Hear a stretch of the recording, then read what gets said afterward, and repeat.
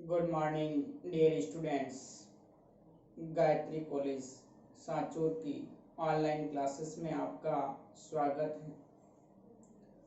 आज हम BSc BEd part first inorganic chemistry के अंदर जो फर्स्ट यूनिट्स है उस फर्स्ट यूनिट के अंदर हमने जो टॉपिक डिस्कस किए थे उनमें से एग्ज़ाम के अंदर किस तरह से क्वेश्चन पूछे जाते हैं और आपको उनका किस तरह से आंसर देना है, इसके बारे में आज अध्ययन करेंगे। इससे पहले जो लेक्चर में हमने जो यूनिट फर्स्ट के सारे टॉपिक्स हैं वो हमने क्लियर कर दिए हैं। अब देखिए, इन फर्स्ट यूनिट्स में से जो एग्ज़ाम के अंदर सवाल पूछे जाते हैं तो उन सवाल पर हम आज डिस्कस करेंगे। तो देखिए, फर्स्ट क्वेश्चन है मीथेन, अमोनिया तथा वाटर CH4 NH3 H2O में sp3 संकरण होता है, किंतु इनके बंध कोण भिन्न होते हैं, क्यों? ये सवाल एग्जाम में पूछा हुआ है कि मीथेन, अमोनिया एंड वाटर में हाइब्रिडाइजेशन तो sp3 है, लेकिन इनका जो बॉन्ड एंगल होता है वो डिफरेंट होता है, क्यों? एक क्वेश्चन और पूछा था कि CH4 है, इसका बंध कोण 109 डिग्री 28 मिनट का होता है, जबकि NH3 का बंध कोण 107 डिग्री होता है, क्यों? तो देखिए, ये क्वेश्चन हमने VSEPR थ्योरी पढ़ी थी, valence shell electron pair repulsion theory, उसमें से लिया गया है। तो VSEPR थ्योरी के अंदर हमने सेकंड पोस्टुलेट्स पढ़ा था, जिसके अंदर कि यदि किसी कंपाउंड के अंदर बॉन्ड पेयर के साथ साथ में लॉन पेयर उपस्थित है तो उस मॉलिक्यूल की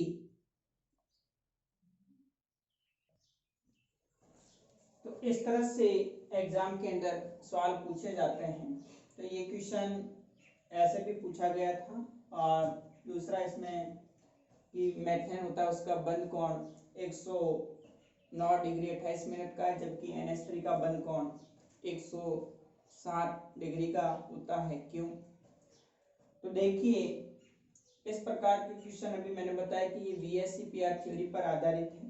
VSEPR सिद्धांत कहता है कि यदि किसी मॉलिक्यूल के अंदर बॉन्ड पेयर बंदी युग्म के साथ साथ में लॉन पेयर एकांकी इलेक्ट्रॉन युग्म है तो उन बंदी युग्म और एकांकी इलेक्ट्रॉन युग्म के बीच में प्रतिकर्षण होता है, और इस प्रतिकर्षण के कारण उस अणु की ज्यामिति है वो परिवर्तित हो जाती है और साथ ही साथ बंध कोण है वो भी चेंज हो जाता है। तो देखिए, यहाँ पर बात करें अपन मेथेन, NH3 और H2 तीनों मॉलिक्यूल के अंदर फर्स्ट क्वेश्चन का आंसर देखिए। जो मीथेन है उसके अंदर चतुष्फलकीय संरचना में कार्बन परमाणु sp3 हाइब्रिडाइज्ड है, और अमोनिया के अंदर भी नाइट्रोजन परमाणु एक जोड़ी एकांकी इलेक्ट्रॉन युग्म और 3 इसके अंदर हाइड्रोजन परमाणु जुड़े हुए हैं। तो यहाँ नाइट्रोजन परमाणु भी sp3 हाइब्रिडाइज्ड है, और H2O जो मॉलिक्यूल होता है उसमें ऑक्सीजन परमाणु के पास में 2 जोड़ी एकांकी इलेक्ट्रॉन युग्म और 2 हाइड्रोजन परमाणु, यहाँ पर ऑक्सीजन परमाणु भी sp3 हाइब्रिडाइज्ड होता है। तो तीनों के अंदर संकरण तो समान है, कार्बन परमाणु sp3 है, नाइट्रोजन परमाणु भी sp3 संकरित है और H2O में ऑक्सीजन परमाणु भी sp3 संकरित है, लेकिन इनका जो बॉन्ड एंगल है वो डिफरेंट है। कार्बन परमाणु इसका बंध कोण मीथेन के अंदर 109 डिग्री 28 मिनट का है, अमोनिया के अंदर बंध कोण 107 डिग्री का और H2O के अंदर बंध कोण 104 डिग्री का होता है। तो इसका कारण ये है कि इन मॉलिक्यूल के अंदर आप देख रहे हैं कि बॉन्ड पेयर, मीथेन के अंदर सारे के सारे चारों बंदी युग्म है, अमोनिया के अंदर आप देख रहे हैं 3 बंदी युग्म और एक एकांकी इलेक्ट्रॉन युग्म प्रेजेंट है, और H2O के अंदर 2 बॉन्ड पेयर और 2 जोड़ी एकांकी इलेक्ट्रॉन युग्म उपस्थित है। तो जैसे जैसे बॉन्ड पेयर के साथ साथ में लॉन पेयर है, तो लॉन पेयर बढ़ने के साथ उस मॉलिक्यूल की ज्यामिति और बंध कोण है वो भी क्या हो जाता है, चेंज हो जाता है।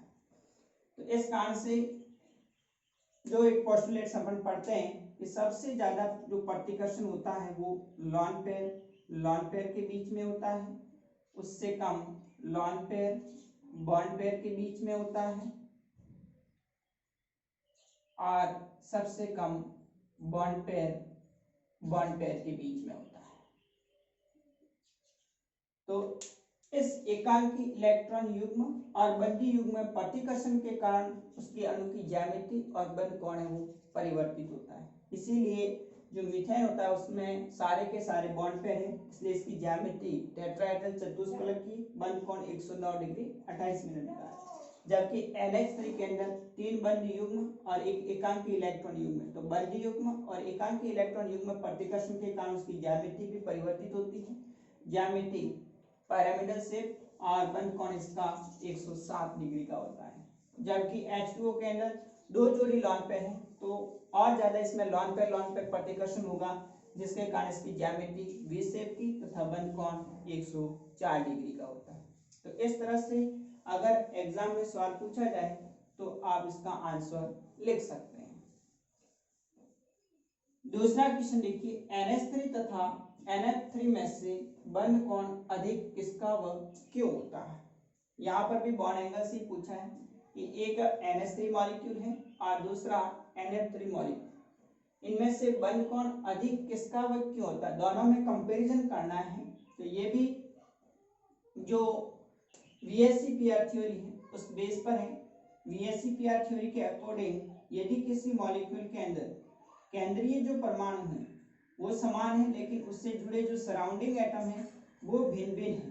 देखिए दूसरे का आंसर है कि यदि केंद्रीय परमाणु है वो तो समान है, लेकिन उससे जुड़े जो सराउंडिंग एटम है वो भिन्न भिन्न है, तो यहाँ पर जो सराउंडिंग एटम होता है वो किस प्रकार का है उसकी विद्युत ऋणता पर डिपेंड करता है। यदि सराउंडिंग एटम की विद्युत ऋणता सेंट्रल एटम से ज्यादा है तो इस बॉन्ड पेयर जो बंदी युग्म इलेक्ट्रॉन है उसका आकर्षण ज्यादातर किस तरफ होता है, अधिक विद्युत ऋणी परमाणु की तरफ होगा। तो यहाँ आप देख रहे हैं कि नाइट्रोजन से 3 हाइड्रोजन परमाणु जुड़े हुए हैं, यहाँ पर जो इस बॉन्ड पेयर है ज्यादातर आकर्षण नाइट्रोजन की तरफ रहेगा। जबकि यहाँ पर 3 फ्लोरीन जुड़े हुए हैं, तो फ्लोरीन की विद्युत ऋणता नाइट्रोजन से अधिक होती है। इस कारण से जो बॉन्ड पेयर होंगे वो किस तरफ आकर्षण होगा, फ्लोरीन की तरफ। जब फ्लोरीन की तरफ आकर्षण होगा तो इस बीच का जो बॉन्ड एंगल है वो क्या हो जाएगा, कम हो जाएगा। और यहाँ पर नाइट्रोजन की विद्युत ऋणता ज्यादा है, तो जब बॉन्ड पेयर नाइट्रोजन की तरफ होंगे तो इनके बीच में क्या होगा, इलेक्ट्रॉन इलेक्ट्रॉन रिपल्सन होगा, इलेक्ट्रॉन इलेक्ट्रॉन के बीच में प्रतिकर्षण होगा। और इस रिपल्सन के कारण, प्रतिकर्षण के कारण NH3 का जो बंध कोण होगा वो NF3 की तुलना में क्या होगा, अधिक होगा। तो यहाँ पर भी दोनों में हाइब्रिडाइजेशन sp3 है, लेकिन दोनों का बॉन्ड एंगल भिन्न भिन्न होता है। NH3 जो मॉलिक्यूल है उसका बंध कोण NF3 मॉलिक्यूल की तुलना में ज्यादा होता है। तो ये जो हमने फोर्थ पोस्टुलेट्स पढ़ा था VSEPR थ्योरी का, उसके अकॉर्डिंग यदि किसी मॉलिक्यूल के अंदर सेंट्रल एटम समान है लेकिन सराउंडिंग एटम जो उससे जुड़े दूसरे परमाणु हैं वो भिन्न भिन्न है, तो उस कंडीशन में जो सराउंडिंग एटम होता है उसकी विद्युत ऋणता पर डिपेंड करता है बॉन्ड एंगल। यदि सराउंडिंग एटम की विद्युत ऋणता सेंट्रल एटम से ज्यादा है तो बॉन्ड पेयर का इलेक्ट्रॉन, जो बॉन्ड पेयर है उसका आकर्षण ज्यादातर अधिक विद्युत ऋणी परमाणु की ओर होगा, जिससे इलेक्ट्रॉन इलेक्ट्रॉन के बीच में प्रतिकर्षण कम होने के कारण बंध कोण है वो डिक्रीज होता है, घट जाता है। और जब सराउंडिंग एटम की तुलना में सेंट्रल एटम की विद्युत ऋणता ज्यादा है तो ज्यादातर इलेक्ट्रॉन का आकर्षण कहाँ होगा, इससे सेंट्रल एटम की तरफ होगा, तो इनके बीच में रिपल्सन अधिक होने के कारण बॉन्ड एंगल है वो क्या हो जाएगा, बढ़ जाएगा।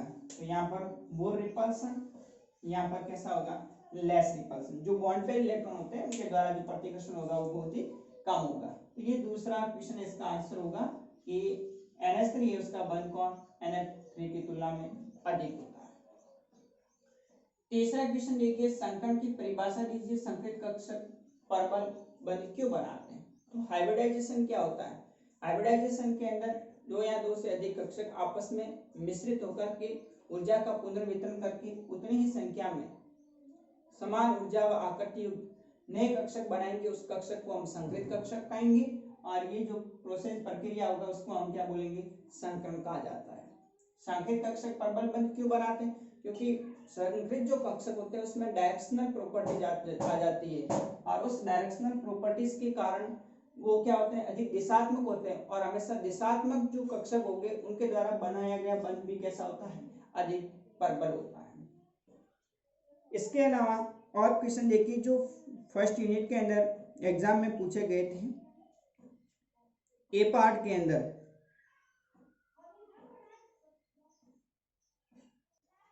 नेक्स्ट देखिए, फोर्थ क्वेश्चन है, VSEPR सिद्धांत के आधार पर समझाइए कि ClF3 की जो संरचना है वो विकृत T आकार की होती है और OF2 में बंध कोण OCl2 से कम होता है। तो ये VSEPR जो थ्योरी है उस बेस पर दो क्वेश्चन पूछे गए थे एग्जाम के अंदर कि जो ClF3 मॉलिक्यूल है उसकी स्ट्रक्चर डिस्टॉर्टेड T शेप की होती है, क्यों? और OF2 जो मॉलिक्यूल है उसका बॉन्ड एंगल OCl2 मॉलिक्यूल से कम होता है, क्यों? तो देखिए इसका जो आंसर होगा, ClF3 जो मॉलिक्यूल है उसके अंदर जो क्लोरीन परमाणु होता है वो sp3 डीहाइब्रिडाइज्ड होता है, क्योंकि क्लोरीन परमाणु की एक मैं आपको इसके लिए निकालने के लिए एक तरीका बताता हूँ। सबसे पहले आप क्या कीजिए, जो सेंट्रल एटम है उसके वैलेंस शेल के इलेक्ट्रॉन को रिप्रेजेंट कीजिए। जैसे क्लोरीन परमाणु यहाँ पर सेंट्रल एटम है, तो क्लोरीन परमाणु के वैलेंस शेल में कितने इलेक्ट्रॉन होते हैं? 7 इलेक्ट्रॉन होते हैं। 2 2 4 2 6 और एक 7 इलेक्ट्रॉन है। अब आप क्या कीजिए कि देखिए इसके साथ में जो सराउंडिंग एटम जुड़ा हुआ है वो बाईवैलेंट है, यहाँ पे मोनोवैलेंट है। तो फ्लोरीन जो होता है वो कैसा होता है? मोनोवैलेंट होता है। यहाँ पर कितने फ्लोरीन परमाणु जुड़े हुए हैं? फ्लोरीन के साथ में 3 जुड़े हुए हैं। तो एक फ्लोरीन परमाणु, दूसरा फ्लोरीन परमाणु और तीसरा फ्लोरीन। अब यहाँ पर आप देख रहे हैं कि इस Cl के पास में 2 जोड़े लॉन पेयर बच गए और 3 इसके अंदर बॉन्ड पेयर है। तो मैंने आपको बताया था कि किसी भी हाइब्रिडाइजेशन के अंदर bond pair plus lone pair, यानी यहाँ पर 3 है बॉन्ड पेयर और प्लस जो लॉन पेयर है वो कितने हैं? 2। 3 + 2 = 5। 5 का मतलब इसमें हाइब्रिडाइजेशन क्या हो जाएगा? sp3d। एक s कक्षक और 3 p कक्षक और एक d कक्षक। अब आपको पता है कि जो sp3 हाइब्रिडाइजेशन होता है उस sp3 हाइब्रिडाइजेशन की जो ज्यामिति होती है वो क्या होती है? पेंटागोनल बाइपिरामिडल होती है, सॉरी ट्राइगोनल बाइपिरामिडल होती है, त्रिकोणीय द्विपिरामिड। इस तरह से ट्राइएंगल बनता है, बीच में सेंट्रल एटम होगा, एक परमाणु ऊपर की तरफ और दूसरा परमाणु नीचे की तरफ। इस प्रकार से जो sp3 हाइब्रिडाइजेशन होता है उसकी ज्यामिति ट्राइगोनल बाइपिरामिडल होती है। और इस ट्राइगोनल बाइपिरामिडल के अंदर हमने कहा था जब VSEPR थ्योरी पढ़ी थी कि sp3d जो हाइब्रिडाइजेशन होता है उसके अंदर एक जोड़ी लॉन पेयर आता है, तो वो हमेशा एक्सियल पोजीशन पर ना होकर के इक्वाटोरियल पोजीशन पर होता है, यहाँ पर लगाते हैं। उस कंडीशन में इसकी जो ज्यामिति होती है वो क्या हो जाती है? के शेप।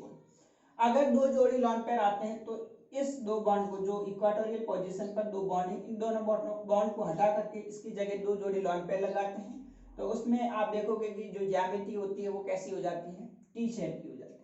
तो यहाँ पर देखिए जो ClF3 मॉलिक्यूल में आप देख रहे हैं 3 बॉन्ड पे हैं और 2 जोड़ी लॉन पेयर हैं। तो इस कंडीशन के अंदर जो ClF3 मॉलिक्यूल होगा तो बीच में ये क्लोरीन परमाणु होगा और इसके अंदर एक फ्लोरीन परमाणु ऊपर की तरफ, दूसरा फ्लोरीन परमाणु नीचे की तरफ और तीसरा फ्लोरीन परमाणु इक्वाटोरियल। अब यहाँ पर ये जो आप दो बॉन्ड देख रहे हैं, इस दो बॉन्ड की जगह क्या होगा, दो जोड़ी लॉन्ग पेयर इलेक्ट्रॉन होते हैं। तो यहाँ आप देख रहे हैं कि जो ClF3 मॉलिक्यूल है उसकी आकृति कैसी हो जाती है, टी शेप की हो जाती है। क्यों हो जाती है, क्योंकि यहाँ पर इस ClF3 के अंदर बॉन्ड पेयर के साथ साथ में दो जोड़ी लॉन पेयर होता है। तो लॉन पेयर तथा लॉन पेयर बॉन्ड पेयर में प्रतिकर्षण के कारण जो अणु की ज्यामिति है वो विकृत हो जाती है, इसलिए ClF3 मॉलिक्यूल उसकी ज्यामिति त्रिकोणीय द्विपिरामिड न होकर के टी आकार की होती है।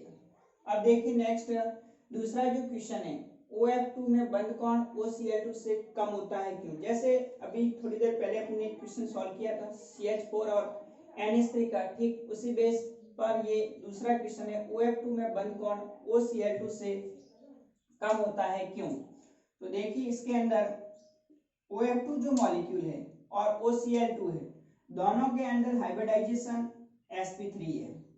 ऑक्सीजन परमाणु से दो क्लोरीन परमाणु जुड़े हुए हैं और इधर ऑक्सीजन परमाणु से दो क्लोरीन परमाणु जुड़े हुए हैं। अब यहाँ पर आप देख रहे हैं दोनों के अंदर सेंट्रल एटम ऑक्सीजन परमाणु है, लेकिन सराउंडिंग एटम OF2 में फ्लोरीन परमाणु जुड़ा हुआ है, जबकि OCl2 के अंदर दोनों क्लोरीन परमाणु जुड़े हुए हैं। अब यहाँ सराउंडिंग एटम की विद्युत ऋणता देखिए, क्योंकि यहाँ पर सेंट्रल एटम तो दोनों ऑक्सीजन परमाणु सेम विद्युत ऋणी है, लेकिन यहाँ पर फ्लोरीन परमाणु की विद्युत ऋणता क्लोरीन परमाणु से अधिक होती है। इस कारण से ये जो फ्लोरीन परमाणु होगा, इस ऑक्सीजन और फ्लोरीन परमाणु के जो बॉन्ड पेयर के इलेक्ट्रॉन है उनका आकर्षण ज्यादा किस तरफ होता है, क्लोरीन परमाणु की तरफ होगा। जबकि यहाँ पर फ्लोरीन की तुलना में जो क्लोरीन परमाणु है वो थोड़ा कम विद्युत ऋणी होता है, इसलिए इलेक्ट्रॉन का आकर्षण ज्यादा क्लोरीन परमाणु की तरफ नहीं होता है। तो जब ये क्लोरीन परमाणु इलेक्ट्रॉन को अपनी ओर आकर्षित करेंगे तो यहाँ से जो इलेक्ट्रॉन इलेक्ट्रॉन के बीच में रिपल्सन है वो क्या हो जाएगा, कम हो जाएगा। इसलिए जो OF2 होता है इसका बंध कौन होता है, वो OCl2 की तुलना में कम होता है, क्योंकि यहाँ पर जो क्लोरीन परमाणु कम इलेक्ट्रॉन आकर्षित करेंगे, ज्यादातर इलेक्ट्रॉन आकर्षण यानी ऑक्सीजन और क्लोरीन परमाणु के बीच में रहेंगे, तो यहाँ पर जो प्रतिकर्षण होगा इस बॉन्ड पेयर के बीच में वो क्या होगा, अधिक होगा। इस कारण से OCl2 है उसका बंध कौन OF2 से अधिक होता है, या फिर आप ऐसे भी कह सकते हैं कि जो OF2 मॉलिक्यूल है उसका बंध कौन है वो OCl2 से कम होगा। तो यहाँ पर बॉन्ड पेयर के बीच में प्रतिकर्षण क्या है, कम है, इस कारण से इसका जो बंध कोण है वो कम, जबकि यहाँ पर बॉन्ड पेयर के बीच में प्रतिकर्षण अधिक होता है, इस कारण से इसका बंध कोण OCl2 का अधिक होगा। तो यहाँ पर जो आंसर होगा वो भी VSEPR थ्योरी के आधार पर ही पूछा गया है। तो यहाँ पर आप लिख सकते हैं कि बॉन्ड पेयर मोर रिपल्सन और यहाँ पर बॉन्ड पेयर लेस रिपल्सन। तो बंदी युग्म के बीच में अधिक प्रतिकर्षण, सॉरी यहाँ पर लेस रिपल्सन होगा, क्योंकि ऑक्सीजन फ्लोरीन परमाणु है वो अधिक विद्युत ऋणी है तो इलेक्ट्रॉन खींच लेगा, तो यहाँ पर बॉन्ड के बीच में लेस रिपल्सन होगा और कम प्रतिकर्षण के कारण जो बंध कोण है वो OF2 का कम होगा। यहाँ पर जो होगा बॉन्ड पेयर के बीच में, इनके बीच में बॉन्ड पेयर मोर रिपल्सन, बंदी युग्म इसमें प्रतिकर्षण अधिक है, इसलिए बंध कोण अधिक होता है। पांचवा क्वेश्चन देखिए, VBT तथा MOT में एक आधारभूत अंतर बताइए। तो हमने डिफरेंस भी पढ़ा था, VBT और MOT के अंदर क्या डिफरेंस होता है। तो एक इसमें जो क्वेश्चन पूछा गया था कि VBT और MOT में क्या डिफरेंस है, 1 नंबर का क्वेश्चन। तो हमने पढ़ा था शुरुआत के अंदर जो कि VBT थ्योरी कहती है कि जब दो परमाणु कक्षक आपस में अतिव्यापन करते हैं और आणविक कक्षक का निर्माण करते हैं तो उस समय परमाणु कक्षक अपनी पहचान नहीं खोते हैं, जबकि MOT सिद्धांत कहता है कि जब दो परमाणु कक्षक आपस में अतिव्यापन करके आणविक कक्षक का निर्माण करते हैं तो उस समय परमाणु कक्षकों की जो पहचान है वो क्या हो जाती है, नष्ट हो जाती है। छठा क्वेश्चन है, ICl4- की संरचना बनाइए। तो यहाँ ICl4 जो होता है, ICl4- के अंदर वही कि इसमें आयोडीन परमाणु है उसके संयोजी कोष में 7 इलेक्ट्रॉन होते हैं और माइनस चार्ज का मतलब उसने एक इलेक्ट्रॉन एक्सेप्ट कर लिया, टोटल 8 इलेक्ट्रॉन है। और यहाँ पर क्लोरीन परमाणु जो कि मोनोवैलेंट होता है, तो 4 क्लोरीन परमाणु 4 सहसंयोजी बंध के साथ में इस तरह से जुड़ा हुआ है। फिर भी आप देख रहे हैं कि आयोडीन परमाणु के पास में 2 जोड़े लॉन पेयर है, तो यहाँ पर आप देखिए 4 बॉन्ड पेयर प्लस 2 जोड़े लॉन पेयर, 4 + 2 यानी 6 का मतलब होता है sp3d2। तो हाइब्रिडाइजेशन क्या हो जाएगा, ICl4- के अंदर sp3d2। और आपको पता है कि sp3d2 है, उसमें जो ज्यामिति होती है वो क्या होती है, ऑक्टाहेड्रल, अष्टफलकीय होती है। क्या होती है, ऑक्टाहेड्रल होती है, अष्टफलकीय होती है। लेकिन यदि उसके अंदर 2 जोड़ी लॉन पेयर आते हैं तो एक जोड़ी लॉन पेयर हमेशा ऊपर की तरफ और दूसरा जोड़ी लॉन पेयर होगा वो हमेशा नीचे की तरफ होगा। तो इस प्रकार से ICl4- के अंदर एक जोड़ी लॉन पेयर और दूसरा 4 क्लोरीन परमाणु जो कि स्क्वायर प्लेनर समतलीय वर्गाकार। तो इस प्रकार से ICl4- के अंदर जो ज्यामिति होती है वो क्या होती है, स्क्वायर प्लेनर होती है, समतलीय वर्गाकार। हाइब्रिडाइजेशन sp3d2 और ज्यामिति इसकी समतलीय वर्गाकार होती है। यहाँ पर भी आप देख रहे हैं कि इसमें 4 तो बंदी युग्म है और 2 जोड़े लॉन पेयर है, एकांक इलेक्ट्रॉन युग्म है। इस कारण से प्रतिकर्षण होकर के जो ज्यामिति है इसकी वो स्क्वायर प्लेनर हो जाती है। बाकी जो sp3d2 की जो ओरिजिनल ज्यामिति होती है, अगर सारे के सारे बॉन्ड पेयर है तो इसकी ज्यामिति क्या हो जाती है, अष्टफलकीय हो जाती है। तो ICl4- की संरचना पूछेगी, इस प्रकार से आप ICl4- की संरचना बना करके उसमें हाइब्रिडाइजेशन sp3d2 और ज्यामिति इसकी स्क्वायर प्लेनर समतलीय वर्गाकार होती है। तो ये जो ए पार्ट के अंदर 3 अलग अलग पार्ट में एग्जाम में सवाल पूछे जाते हैं। तो ए पार्ट के अंदर जो एक एक नंबर का सवाल पूछा जाता है उस पर मैं डिस्कस कर रहा हूँ, किस प्रकार से ए पार्ट के अंदर छोटे छोटे क्वेश्चन पूछे जाते हैं। तो इस प्रकार से एक एक नंबर के अंदर आपको इनका आंसर भी शॉर्ट में देना होता है। अब देखिए नेक्स्ट और क्वेश्चन जो कि एग्जाम में पूछे गए थे। नेक्स्ट देखिए 7th question, O2 O2-2 O2- और O2+ को बढ़ते हुए बंद क्रम में व्यवस्थित कीजिए। इनको जो बॉन्ड ऑर्डर है उस बॉन्ड ऑर्डर के इंक्रीजिंग बढ़ते हुए यानी इंक्रीजिंग ऑर्डर के अंदर जो O2 O2- O2-2 और O2+ है। तो यहाँ पर हमने एमओटी थ्योरी जो पढ़ी थी और उसमें डिस्कस भी किया था मैंने कि इनके अंदर जो अलग अलग मॉलिक्यूल और आयन है उनका स्टेबिलिटी का ऑर्डर या फिर जो बंद क्रम है उसके बारे में क्वेश्चन पूछा जाता है।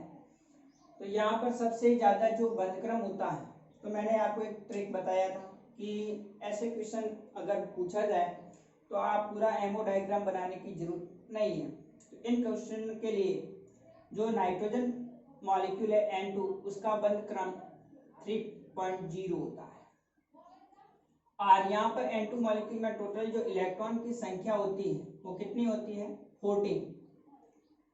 14 इलेक्ट्रॉन है N2 के अंदर और उसका जो बॉन्ड ऑर्डर होता है वो 3.0 होता है। अब 14 के बाद 15 इलेक्ट्रॉन है, 16 है, 17 है, 18 है या फिर 13 है, 12 है, 10 है।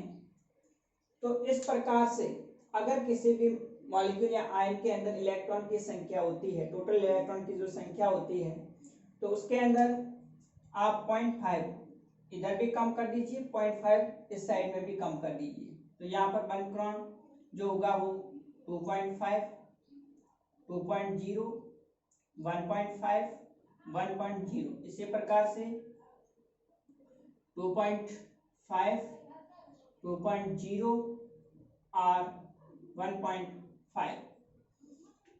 अब यहाँ पर देखिए अपन O2, तो O2 जो अणु है इसमें इलेक्ट्रॉन की संख्या कितनी होती है, 16 होती है। तो इस O2 मॉलिक्यूल है इसका जो बंद क्रम होगा 16 इलेक्ट्रॉन की संख्या है तो 2.0। O2-2 मतलब 2 इलेक्ट्रॉन इसने एक्सेप्ट किए, तो 16 + 2 18 इलेक्ट्रॉन है, तो इसका बंद क्रम कितना होगा 1.0। और O2 माइनस इसने सिर्फ एक इलेक्ट्रॉन एक्सेप्ट किया है, तो इसमें इलेक्ट्रॉन की संख्या कितनी है 17। इसका बंध कौन कितना होगा 1.5 और O2 प्लस मीन्स एक इलेक्ट्रॉन इसने रिमूव कर दिया। तो अब यहाँ पर ऑक्सीजन के पास 16 की जगह कितने इलेक्ट्रॉन हो जाएंगे 15। तो यहाँ O2 प्लस इसका बंध क्रम कितना होगा 2.5।